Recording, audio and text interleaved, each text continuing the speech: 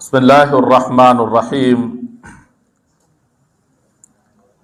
Alhamdulillahi alladhi ja'alana minal mutamassikina biwilayati Amiril Mu'minin alayhi salam wa la'immatil ma'sumin salawatullahi wa salamuhu alayhim ajma'in.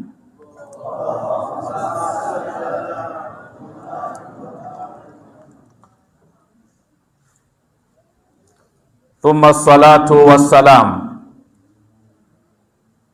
ala khayri khalqihi ajma'in Muhammadin wa ala ahli baytihi at-tayyibin at-tahirin al-ma'sumin al-mukarramin wa ba'd. Yaqulu rabbuna fi muhkami kitabihi al-majid, bismillahir rahmanir rahim. فَمَنْ حَاجَّكَ فِيهِ مِنْ بَعْدِ مَا جَاءَكَ مِنَ الْعِلْمِ فَقُلْ تَعَالَوْا نَدْعُو أَبْنَاءَنَا وَأَبْنَاءَكُمْ وَنِسَاءَنَا وَنِسَاءَكُمْ ثُمَّ نَبْتَهِلْ فَنَجْعَلْ لَعْنَةَ اللَّهِ عَلَى الْكَاذِبِينَ آمَنَّا بِاللَّهِ Sadaqallahu al-aliyyul adhim.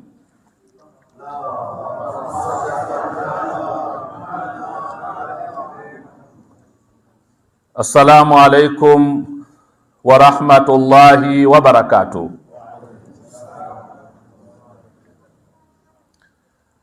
Kwanza kabisa, baada ya kumshukuru Mwenyezi Mungu na kumtakia rehma na amani Bwana Mtume pamoja na albaiti zake alayhimussalam, na wapeni mkono wa pongezi, mkono wa hongera kwa ushindi huu mkubwa wa dini ya Kiislamu, na ikawa leo ni miongoni mwa sherehe na sikukuu na ufahari kwa umma wa mtume wetu Muhammad sallallahu alayhi wa alihi wasallam.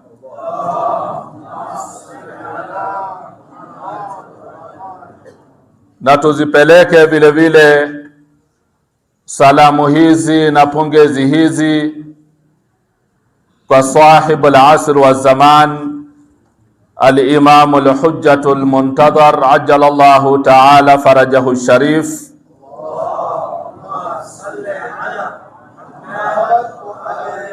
na kwa maimamu wote, na kwa Bwana Mtume sallallahu alayhi wa alihi, na kwa maulama wetu, na hasa maraji wetu watukufu na umma wote wa Kiislamu. Mwenyezi Mungu atujalie na aturejeshe tena katika munasaba kama huu na sikukuu mbalimbali za kufurahi za dini yetu ya Kiislamu insha Allah.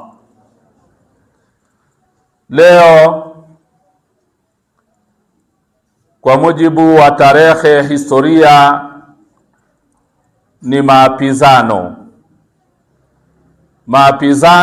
ambayo yalileta nguvu kubwa na ushindi mkubwa kwa Bwana Mtume na watu wa nyumbani kwake na kwa umma mzima wa Kiislamu, tukiongozwa na mtume wetu Muhammad sallallahu alayhi wa alihi wasallam.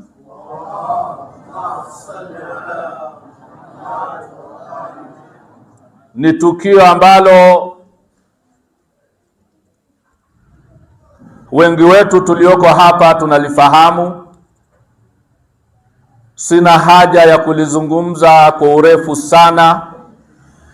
Kama tulivyosema, shughuli yetu itakuwa ni fupi sana ya wakati huu.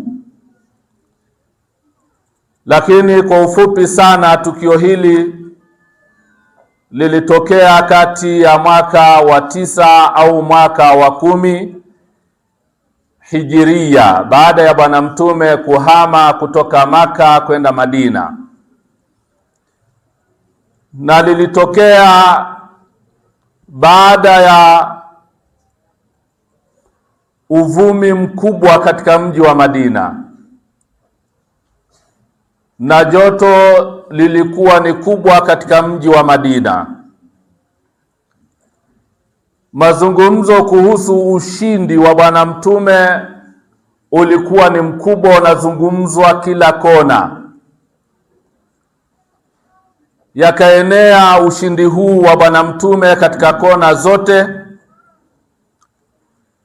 na pia Bwana Mtume akawa anawatangazia mataifa mbalimbali na wafalme na watawala wa nchi mbalimbali kuhusiana na Uislamu, uzuri wake na nguvu zake. Sifa hizi na ujumbe huu ukafika mpaka katika nchi ya Yemeni kwa wakati huo.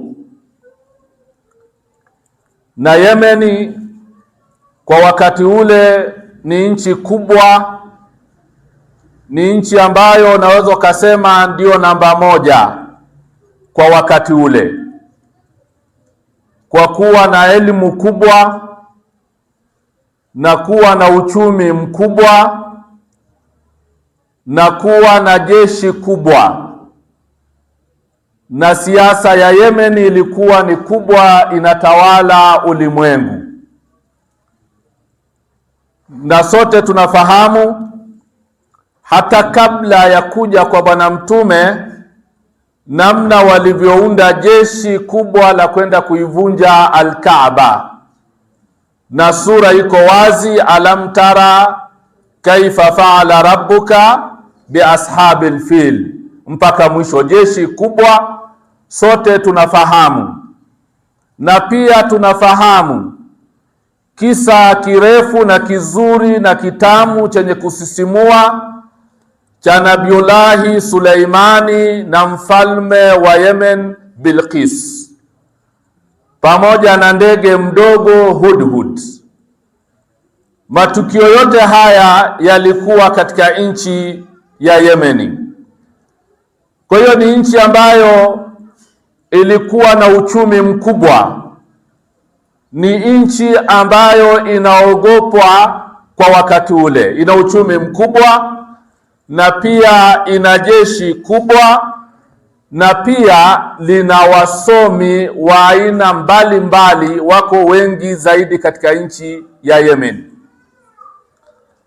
Sasa taarifa hizi za Uislamu na Bwana Mtume kuenea, na Bwana Mtume vile vile aliwapelekea barua ya kuwatambulisha Uislamu kuwa Uislamu ni huu na ndiyo dini ambayo mnatakiwa muifuate. Kwa hiyo walikaa na wakaulizana, huyu Muhammad sallallahu alayhi wa alihi wasallam ana nini na dini yake hii ambayo anatuita sisi tuingie katika dini yake? Sisi tuna jeshi kubwa, sisi tuna mali, uchumi wetu ni mkubwa, sisi tuna wasomi kuliko nchi nyingine yoyote. Leo huyu kijana wa juzi juzi anatuita tuende kwenye dini yake, ana nini? Kwa hiyo wanaisoma barua ya Bwana Mtume na wao wanajadiliana kuhusiana na dini ya Kiislamu. Mwisho wa yote, kwa sababu wanajiamini, wakasema ni vizuri tufanye safari kumfuata huyu Muhammad sallallahu alayhi wa alihi wasallam katika mji wake wa Madina, tukazungumze naye, na bila shaka hatotuweza, tutamshinda, kwa sababu kwanza tutakuwa na ushawishi wa kijeshi, tutakuwa na ushawishi wa kipesa, uchumi wetu ni mzuri, na vile vile elimu yetu ni kubwa. Wanajiamini sana. Kwa hiyo wakasema tufanye safari tumfuate. na kweli mwaka huo wa 9 au mwaka wa 10 hijiria wakaenda mpaka katika mji wa Madina, na walienda wakiwa wamevaa mavazi ya tofauti ambayo hayajazoeleka katika mji wa Madina. Ni watu ambao ukiwaona unajua kabisa hawa ni wageni. Majoho yale, kofia zile, misalaba mikubwa waliokuwa nayo, fimbo kubwa zile ambazo mnaziona ambazo wanazo mpaka leo hii. Kwa hiyo ilikuwa ni mazingira mapya katika mji wa Madina. Alafu mavazi waliovaa ni ya hariri, ni ya dhahabu. Kwa hiyo wanameremeta sana, ni kama vile wanaenda katika ibada maalumu kabisa. Ndivyo walivyoingia katika mji wa Madina, na halikuwa kundi la watu wachache. Wengine wanasema ni watu 12, wataalamu hao wakubwa wa Manaswara. Wengine wanasema ilikuwa ni kundi la watu 48 kwa wingi wao. Sasa kundi la watu 48 wamevaa mavazi ya aina hiyo, wakiingia katika mji, bila shaka mtingishiko wake ni mkubwa, na watu kuwashangaa inakuwa ni kubwa. Na ndivyo ilivyotokea katika mwaka huo katika mji mtukufu wa Madinatul Munawwar kwa Bwana Mtume Muhammad sallallahu alayhi wa alihi wasallam.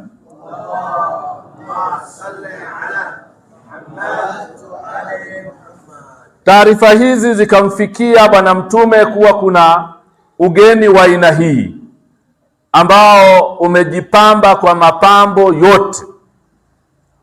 Baadhi ya masahaba wakataka kuwazuia wasiingie katika msikiti wa Bwana Mtume. Bwana Mtume akawaruhusu, akawaambia waacheni waje. Kwa hiyo wakaingia kwa Bwana Mtume, wakazungumza mengi na Bwana Mtume, na yote wakawa wanamkubalia Bwana Mtume kwa sababu yanaendana na yale wanayoyafahamu wao katika dini yao. Kila alichokisema Bwana Mtume wanasema hicho ni kizuri, hicho ni kizuri. Mwisho wa yote wakamuuliza Bwana Mtume, tunaomba sasa utueleze msimamo wako kuhusiana na Isa ibn Maryam alayhimussalam. Tupe msimamo wako kuhusiana na Isa ibn Maryam. Bwana Mtume akawaeleza kuwa ni mja wa Mwenyezi Mungu, ni binadamu, ni mtume, ni kadha, ni kadha. Akawaeleza hivyo. Wale wakasema, katika yote uliotuambia tumekubaliana, hatuna shida. Lakini kuhusu hili la Isa kuwa ni mja wa Mwenyezi Mungu, ni kiumbe kama mimi na wewe, na ni mtume tu kama unavyozungumza, hilo hapana. Mtume akawauliza, kwani nyinyi mnasemaje kuhusu yeye? Wakasema, ima useme ni Mungu kwa uchache, usipompa daraja la Mungu ambalo ni kubwa, kwa uchache basi sema ni mtoto wa Mungu. Hayo mawili tu, utukubalie moja katika hilo. Mtume akawauliza kwa sababu gani? Wakamwambia kwa sababu hauoni kuwa yeye hana baba, amezaliwa hivi hivi bila baba, na Maryam namna alivyokuwa mwanamke mwema, hajaolewa, hajakutana na mwanaume yoyote, lakini kampata mtoto huyu. Kwa hiyo kwa nguvu hii na namna ya kupatikana kwake hivi, ima awe ndio Mungu au mtoto wa Mungu, utukubalie katika hayo.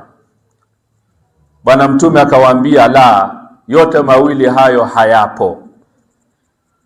Wakapeana hoja za kielimu. Mtume akawapa hoja za kuwafananisha au kuwaelezea kuhusu Adam alivyoumbwa, ambaye hana baba wala hana mama. Na Mtume akawaambia, bwana, hili ni kubwa zaidi, si bora hata huyu ana mama lakini hana baba. Adam hana baba wala hana mama. Kwa nini hili msilishangae zaidi mkashangaa hili? Pamoja na kusema ni kweli la Adamu pia ni kubwa, lakini hili sisi kulikubali hatuwezi kukubali. Mwisho wa yote, baada ya kukataa hoja zote alizozitoa Bwana Mtume za kielimu, wanakubali, lakini wanasema mioyo yetu ni mizito kukubaliana na hili. Sasa baada ya yote ndio Bwana Mtume akawaambia, sasa mnataka tufanyaje? Zikiwa hoja zote za kielimu mmezikubali, lakini mioyo yenu bado ni mizito, ili mkubali mnataka nini? Au mimi nikubaliane na nyinyi, mnatakaje? Baada ya mjadala wa muda mrefu ndio ikaenda sasa tuwapizane. Kiapo kwa Mwenyezi Mungu ni ushahidi tosha wa kila jambo. Ndio maana hata kwenye maisha yetu ya kawaida, kama kuna jambo lolote mnazozana na mtu, anakwambia embu hapa. Na kama unamuogopa Mwenyezi Mungu, wewe ni Muislamu vizuri, hauwezi kuapa. Ijapokuwa leo hii imani zimeshuka, zimepungua, viapo vimekuwa ni jambo la kawaida. Mtu anaapa uongo, anaapa jambo la kawaida sana, na viapo vyote anaviapa, billahi wa tallahi wa kadha wallahi, anaapa vyote na wala hajali. Lakini kwa Uislamu kuapa hautakiwi. Ndio maana tunaambiwa msiwe ni wenye kuapa. Na wakati mwingine kama unaapa kwa jambo la kipuuzi, unapigwa faini na dini ya Kiislamu. Unatakiwa ulipe kafara kwa kiapo chako. Unatakiwa ujisafishe kwa kuapa. Kwa hiyo kuapa si jambo ambalo linatakiwa tujiendekeze nalo. Kila kitu unaapa. Hata kama ni jambo la kweli, lakini ni jambo la kawaida sana, usipende kuapa. Na kiapo kama unaapa alafu kikawa ni cha uongo, na kikawa vile vile ni jambo la kipuuzi, siku ya Kiyama lina majuto katika viapo hivyo. Kama hukutubia, hukulipa kafara, hukujitakasa, lina majuto makubwa siku ya Kiyama. Sasa kiapo ni jambo kubwa. Ndio maana hata katika fiqh, mzozo wa aina yoyote, ukienda kwa kadhi, utaambiwa wape. Umefanya? Ukisema hapana, anakwambia apa. Ukiapa, anakuacha. Hakuna ushahidi mwingine zaidi ya huo. Yaani ukiapa unaachwa. Sasa kama umeapa ukweli, umeapa uongo, hilo ni jukumu lako wewe. Sasa wakakubaliana kuwa wakaapizane, wakaape. Wao waape kwa Mungu wao wanemwamini, na Bwana Mtume vile vile aape kwa Mungu wake. Na nini natija ya kiapo? Kiapo kama ni muongo, upate maangamizi, uangamie, upate laana ya Mwenyezi Mungu Subhanahu wa Ta'ala. Ndio hiki ambacho tunasema msiwe ni wenye kuapa, kwa sababu kina laana kama unaapa uongo, kina maangamizi kama unaapa uongo. Sasa wakakubaliana, ikawekwa siku maalumu ya kwenda kuapizana, ili muongo ajulikane na mkweli ajulikane. Ikaandaliwa siku hiyo maalumu, ikafika, mji ukatangaziwa, watu wakatoka, wakaenda kusikiliza maapizano yale. Sasa maapizano hayo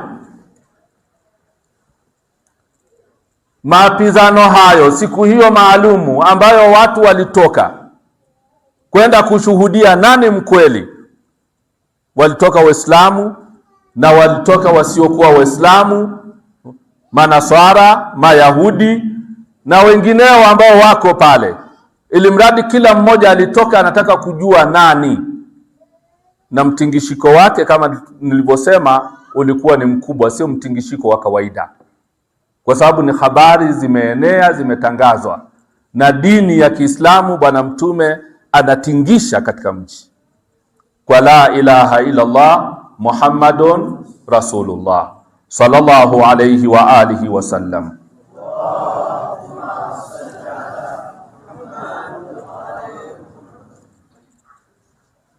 Kila mmoja amekwenda sasa, wamepeana siku kadhaa ili wakutane, waapizane, wajiandae, wajisafishe, wajitayarishe, wafanye ibada, wafanye tawasul, kila mmoja na Mungu wake.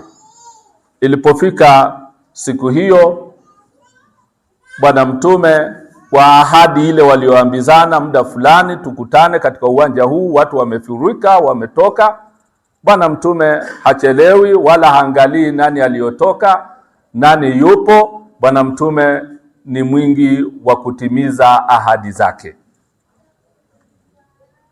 Akatoka yeye akiwa kawaida, hajavaa viatu, anatembea bila ya viatu katika jangwa, akipiga hatua zake, na akawa ametoka na watu wake wa karibu. Amembeba Imamu Al-Hussein alayhi salam, amembeba hapa. Katika mkono wake mwingine amemshikilia Al-Imam Al-Hasan alayhi salam, na nyuma yake kuna Ali ibn Abi Talib, na nyuma yake kuna Fatimatu Zahra salawatullahi wa salamuhu alayhim ajma'in.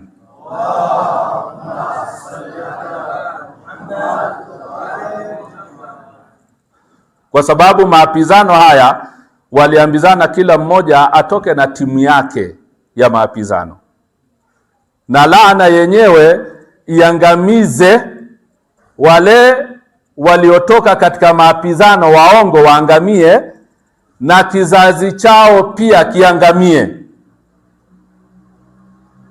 Yaani ni maapizano yanatisha, sio mepesi wala si mazuri, yanaogopesha.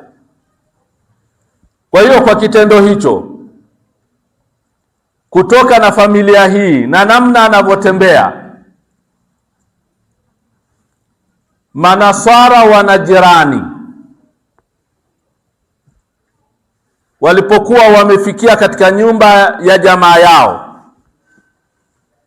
walikuwa kila saa wanachungulia kutaka kumuona Mtume Muhammad sallallahu alayhi wa alihi wasallama ametokaje, yuko na nani, na mwenyewe yuko katika mazingira gani, amevaaje.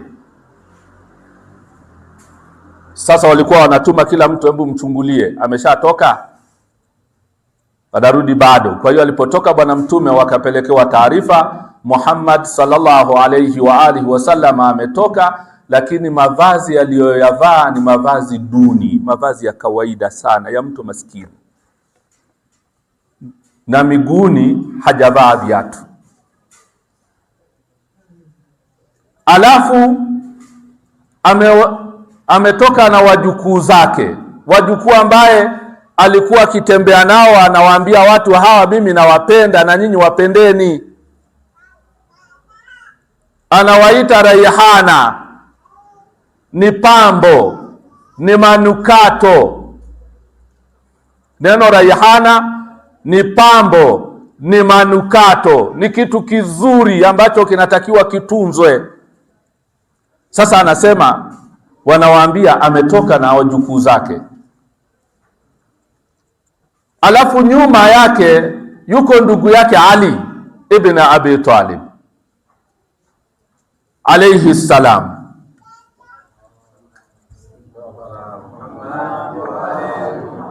Na nyuma yao yuko binti pekee, binti yake kipenzi kuliko kila kitu, ambaye Bwana Mtume anasema ameshawatangazia Waislamu na wasiokuwa Waislamu, Fatima bid'atu minni, ni pande la nyama, ni moyo wangu, ni roho yangu.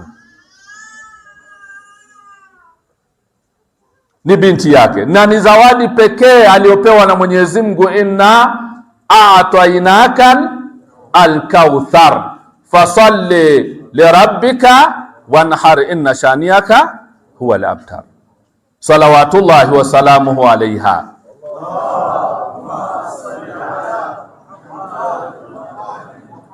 Ni zawadi. Bwana Mtume hana mtoto hata mmoja, wote wameshakufa.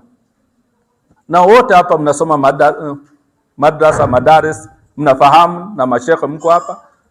Hakuwa na mtoto, amefiwa na watoto wake wakiwa wadogo wote. Amebaki mtoto peke yake, ni binti, ni Fatima Zahra alayha salam. Ametoka naye na mwenyewe anampenda. Sote tunajua aliyozungumza ni sayyidatun nisa'il alamina min al-awwalina wal akhirin. Ni binti wa peponi wa kipekee, binti yake, na ni mdogo, si mkubwa, yuko naye. Sasa walipoona vile, wakapelekewa taarifa wale ambao bado walikuwa wanasubiri wamuone Mtume ametokaje. Wakaambiwa Mtume au Muhammad sallallahu alayhi wa alihi wasallam ametoka, yuko hivi, yuko hivi, ametoka na kadha, na watu hawa wamevaaje? Wamevaa hivi, nguo zao za kawaida. Mkubwa wao wa Asaqifa alipopewa taarifa hizo, akatoka kuangalia katika mlima. Kuna mlima huko pembezoni pale Madina. Akautizama ule mlima, akauona ni kama vile mlima unatingishika kwa zile hatua za Bwana Mtume na ahlulbeiti zake wanazozipiga. Akarudi akawaambia, akasema, ya maashara naswara, enyi manaswara. Anawaambia wenzake hawa sasa, ambao wamekaa wanasubiri wakaapizane. Mtume ameshafika uwanjani anawasubiri. Inni la ara wujuhan law sa'alu Allah an yuzila jabalan min makanihi la azalahu.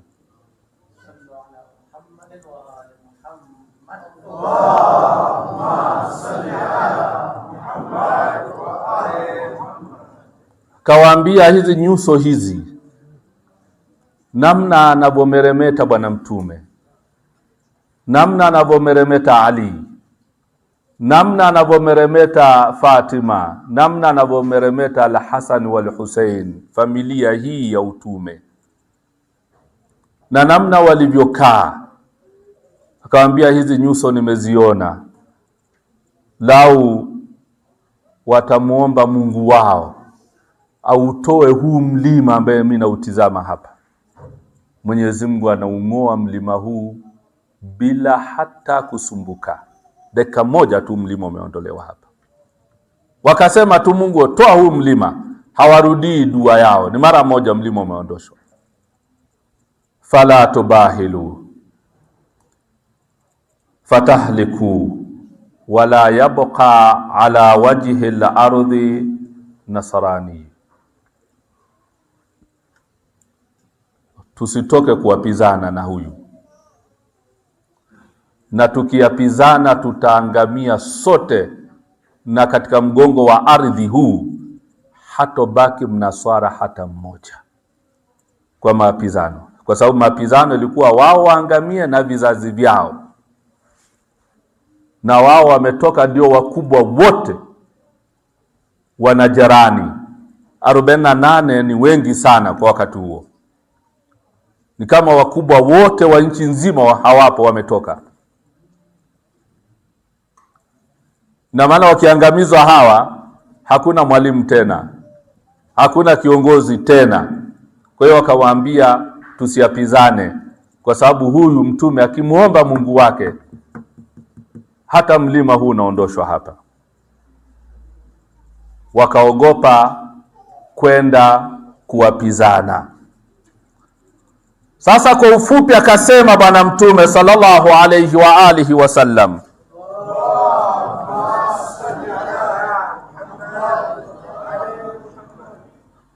walladhi nafsi biyadihi. Bwana Mtume anaapa kwa Mwenyezi Mungu ambaye ndiyo mmiliki wa nafsi yake.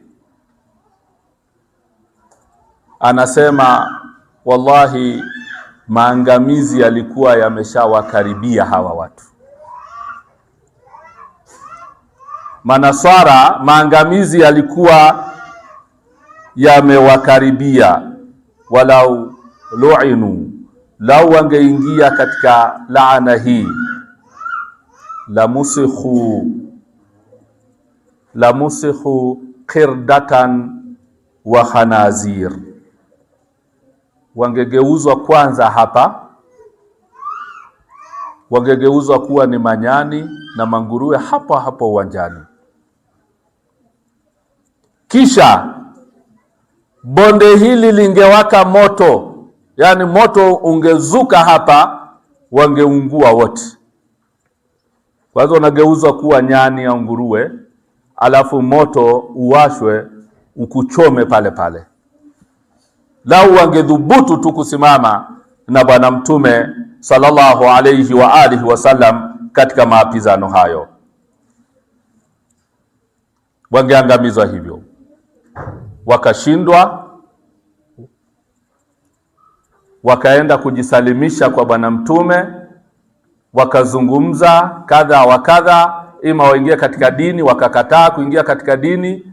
Baada ya mazungumzo, kwa sababu Bwana Mtume ni silmun liman, si mtu wa mauaji, si mtu wa kupiga, si mtu wa kutisha. Bwana Mtume hana sifa hizo, ni mtu wa kuelekeza na kufundisha. Baada ya majadiliano muda mrefu, wakakubali wao, wakamwambia sisi tuache turudi kwetu, lakini tutakuwa tunalipa jizya. Kuna malipo ambayo tutakuwa tunalipa kama kodi kila mwaka.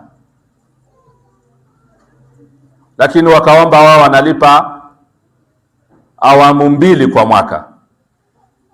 Bwana Mtume akawakubalia, akawaambia hamna shida. Wakarudi Yemen. Wamerudi ni wanyonge, hawajavaa tena yale mavazi walioingia nayo, wamebadilika kabisa. Watu wao walipowaona wanyonge namna hiyo, wakawauliza, wakazungumza yaliyotokea. Siku chache, wengine wanasema kati ya wiki moja, siku 7, wengine wanasema ima siku 12, wale wakubwa wao, wakubwa 2 au 5, wakarudi Madina, wakaenda kutamka shahada mbele ya Mtume Muhammad sallallahu alayhi wa alihi wasallam.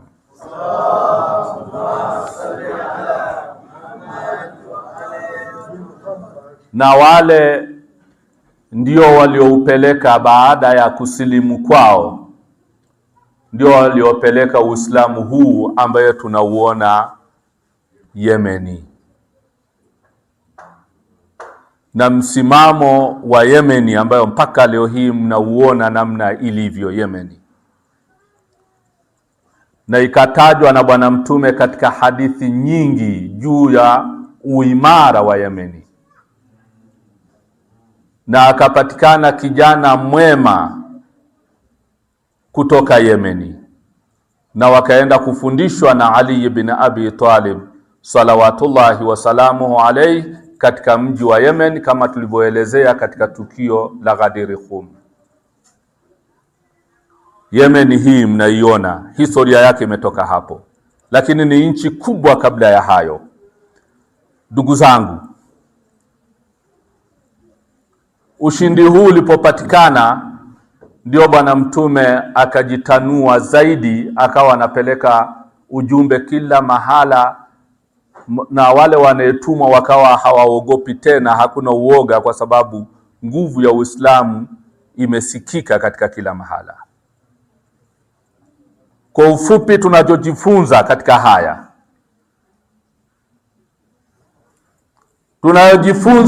haya, kazi yoyote ya Mwenyezi Mungu unayoifanya lazima utawaliwe na usafi. Innama yuridu Allah liyudhhiba ankum ar-rijsa ahla al-bayti wa yutahhirakum tathira.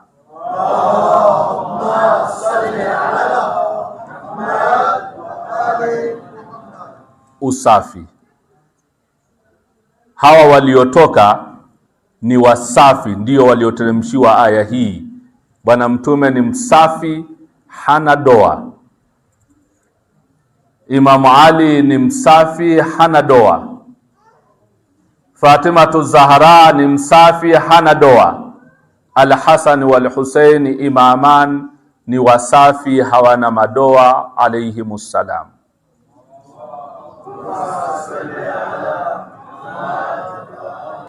Na dini hii inahitaji usafi. Qad aflaha man zakaha au man tazakka, usafi, ambayo kwa lugha nyingine usafi huo ni ikhlasi. Wama umiru illa liya'budu Allah mukhlisina lahu ad-din hunafa wa yuqimu as-salata wa yu'tu wa dhalika dinul qayyim. Usafi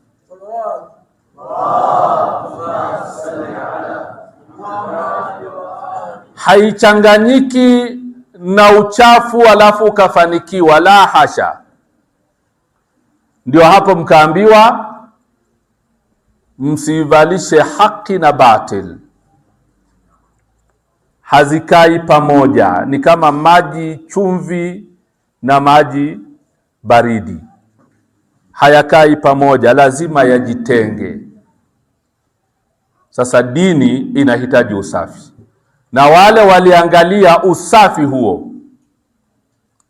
Bwana Mtume hakutoka na sahaba yoyote, alitoka na hawa.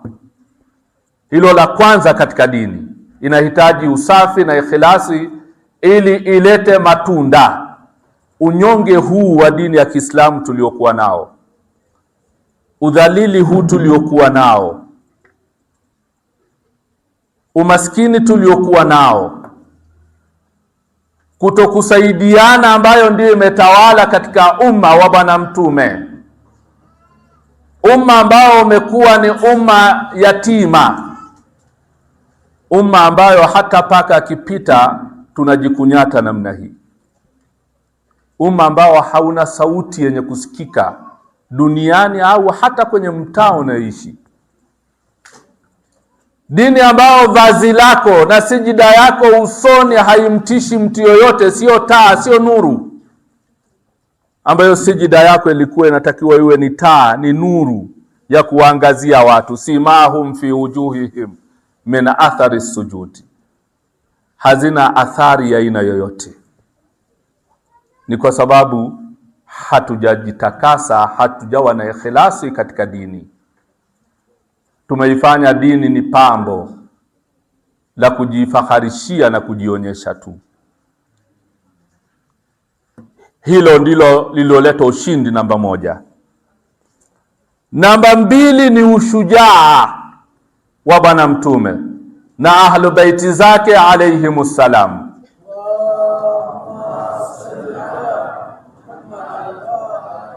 Na hii alladhina yuballighuna risalati llah wa yakhshawnahu wa la yakhshawna ahadan ila Allah.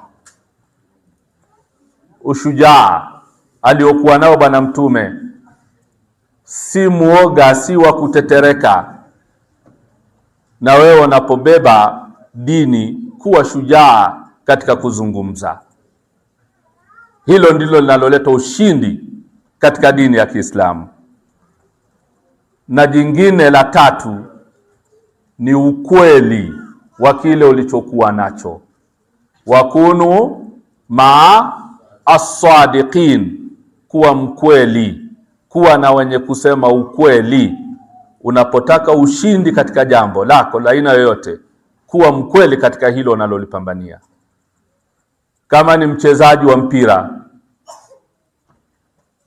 kuwa mzuri katika hilo, kuwa mkweli katika hilo. Usidanganye, usijidanganye. Ukweli unaleta ushindi.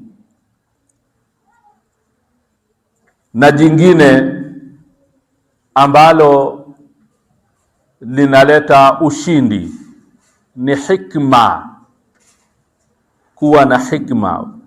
Bwana mtume alipoendewa na manasara wa Najirani, pamoja na kuwa yeye hakubaliani na yale mavazi walioyavaa na vile walivyovibeba, na wanaingia katika msikiti wa bwana mtume sallallahu alayhi wa alihi wasallam,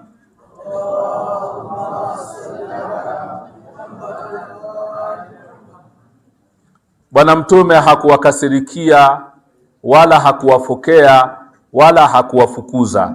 Aliwaambia njooni, na wakazungumza kwa adabu na kwa heshima. Mjadala huu sio wa saa moja, ulichukua siku nzima. Bwana mtume hajala, hakukatisha mazungumzo na wala hakuwakatisha mazungumzo yao. Yani kama ambavyo sisi tunapobishana, mtu akizungumza mmoja hajamalizia, umeshamdakia, unataka umkatishe. Bwana mtume alikuwa anawaacha mpaka wanamaliza hoja zao, kisha bwana mtume anaanza. Na inasemekana wao ndio walikuwa wakimkatisha bwana mtume anapozungumza, lakini bwana mtume anatulia kuwasikiliza. Hakuwa na hasira bwana mtume, hakuwa na jazba. Anapozungumza mambo ya Mwenyezi Mungu, mambo yake bwana mtume sallallahu alayhi wa alihi wasallam,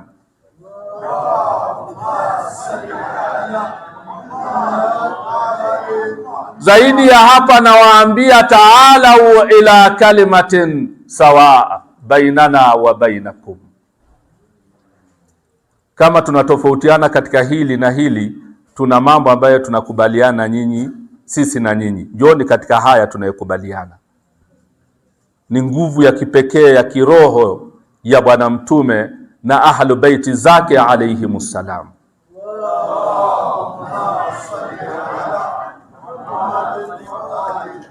Na unapoingia katika da'wa, unapowalingania watu, unapoamrisha mema na kukataza mabaya, lazima uwe na moyo mkubwa na mpana kiasi hiki.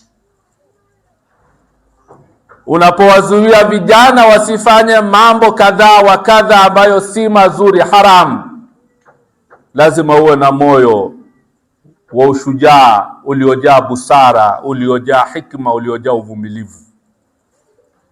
La sivyo utagombana na watoto wako kila siku, utagombana na jamii kila siku, na hakuna chochote utakachofanikiwa. Na zaidi siku ya kiyama utaambiwa uliharibu badala ya kutengeneza. Ndio hao wanaambiwa na Mwenyezi Mungu, wanadhani wanatengeneza lakini kumbe wanaharibu. Unajiona shujaa lakini ni shujaa wa kuharibu. Shujaa ni yule anayetumia busara, anayetumia hikma katika kuyaendea mambo yake. Huyo ndio shujaa. Shujaa si kufoka, shujaa sio kutamka sana, shujaa sio kusema mimi naongea hata mbele ya watu. Huyo sio shujaa, huo ni wenda wazimu. Na hicho ndicho ambacho kinafelisha wakati mwingine umma wa mtume Muhammadun sallallahu alayhi wa alihi wasallam.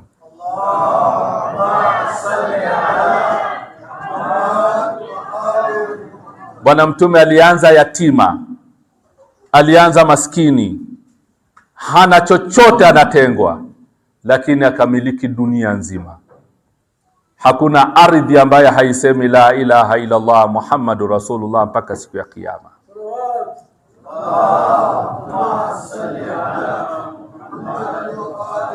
Hakuna ardhi ambayo haina kizazi cha Bwana Mtume sallallahu alayhi wa alihi wasallam.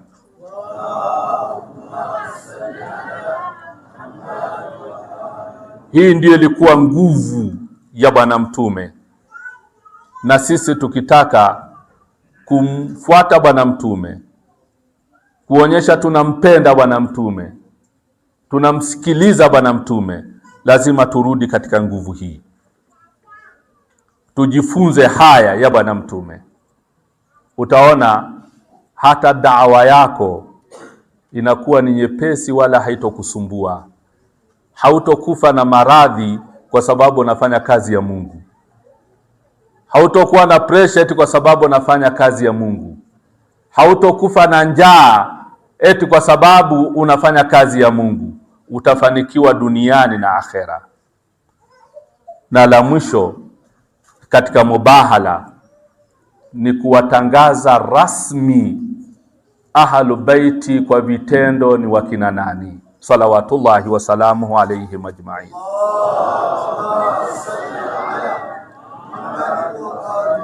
Na hilo ndio kubwa katika aya ya innama yuridu Allahu liyudhhiba ankum ar-rijsa ahlal bait. Ahlul bait walitangazwa, lakini ni wachache ambao walilishuhudia tukio lile. Lakini tukio hili la mubahala ambaye Bwana Mtume sasa alipotoka nao akasema, Allahumma inna haulai ahlu baiti wa khasati wa hamati, lahamuhum lahami wa damuhum dami, paka akasema inni silmun liman salama wa harbun liman haraba, salawatullahi wasalamuhu alayhim.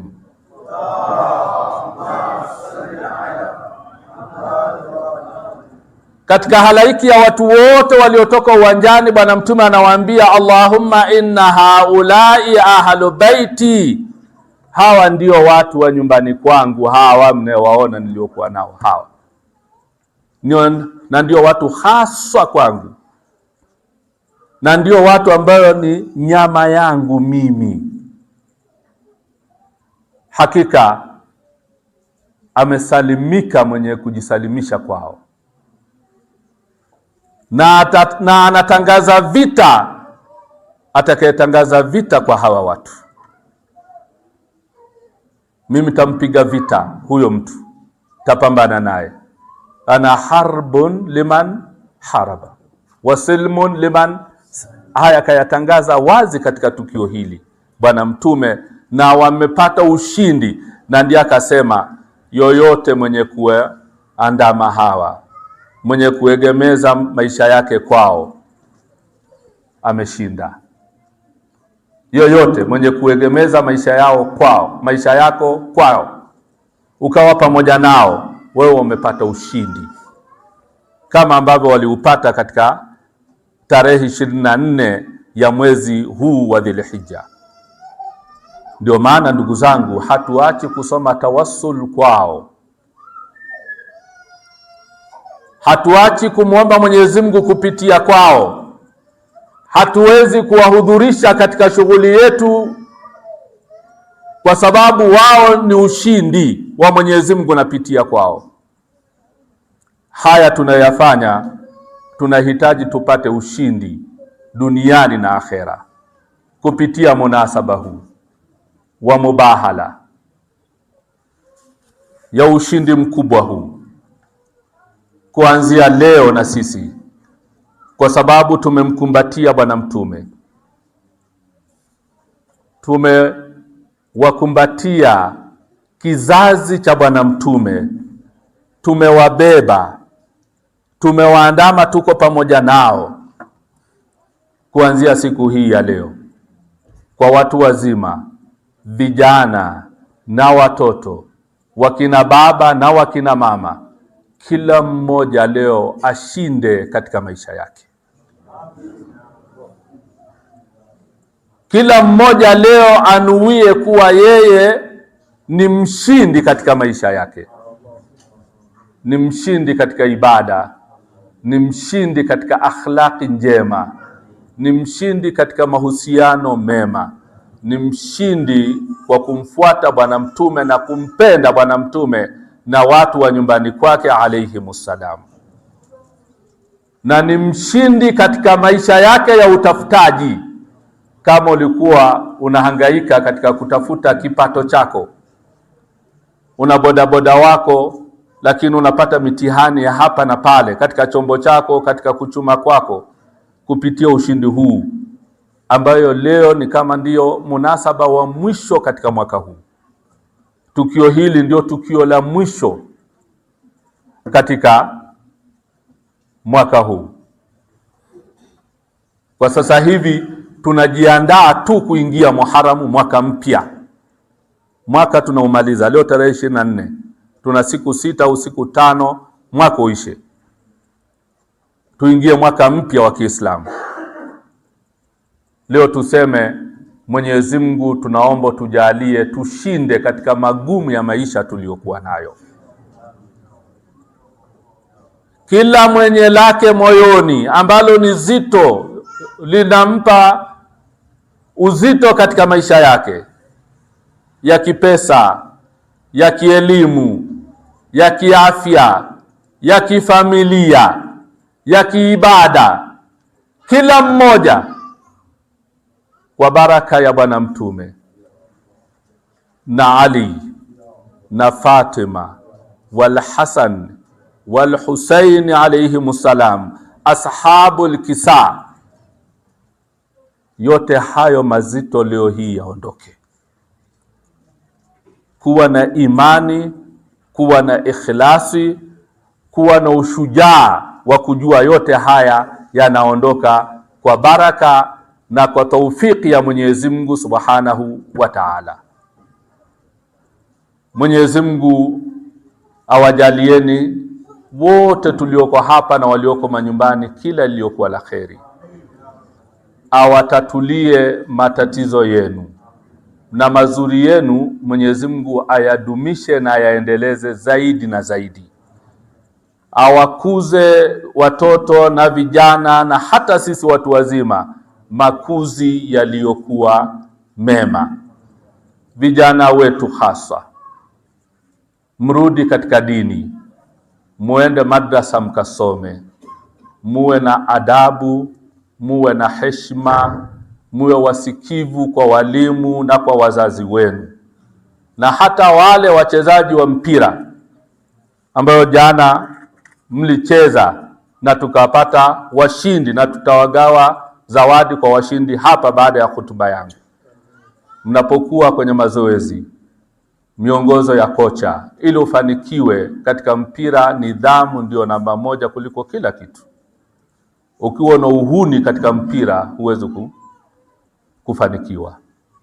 Na hata unaposhinda ukashangilia, shangilia kwa adabu, usishangilie kwa matusi. Onyesha heshima ya hali ya juu, mtafanikiwa katika maisha yenu. Niwaombeeni sana Mwenyezi Mungu ajalie mshikamano huu, na Mwenyezi Mungu atujalie tuumalize mwaka huu ambao tunaumalizia ni mwaka 1440 ngapi? 47. Kwa hiyo baada ya siku 5 tunaingia 1448 Muharram al-Haram, ambao nadhani kwenye tarehe 10 ya kizungu, tarehe 15, tarehe 16. Tunawakaribisheni sana pia katika majalis hizo siku. Njooni katika majalis, tuanze kupokea mwezi wa Muharram tukiwa na huzuni, tukiwa na majozi, tukiwa tunawalilia kizazi cha Bwana Mtume hiki ambacho kimetupa ushindi huu tuliokuwa nao leo. Allahumma salli ala Muhammadin wa ali Muhammad. Allahumma kun liwaliyika lihujjati ibn al-Hasan salawatuka alayhi wa ala abai fi hadhihi saa وفي كل ساعة وليا وحافظا وقائدا وناصرا ودليلا وعينا حتى تسكنه أرضك طوعا وتمتعه فيها طويلا برحمتك يا أرحم الراحمين.